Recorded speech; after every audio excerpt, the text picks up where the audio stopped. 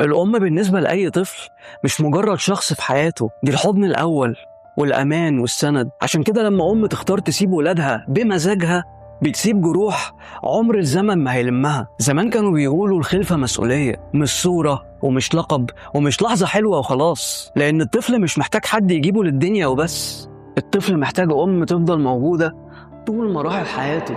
وفي فرق كبير بين أم وأب اضطروا يبعدوا لظروف قاسية وبين حد تاني قرر يسيب المسؤولية كلها ويمشي. الطفل اللي بيتساب مش دايما بيقول إنه موجوع، أوقات الغضب ده بيطلع في خوف أو غضب أو عدم ثقة. ونرجع تاني نسأل ليه الأطفال بتعمل مشاكل في حياتها أو مش بتعرف تكون صداقات في حياتها، أو سؤال بيفضل جواه سنين: هو أنا كان فيا إيه غلط؟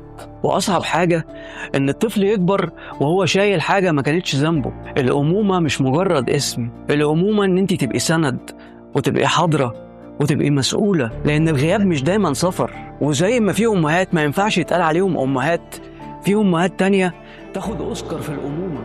شكرا لكل أم ربت وعلمت وكبرت وطلعت أطفال أسوياء نفسيا.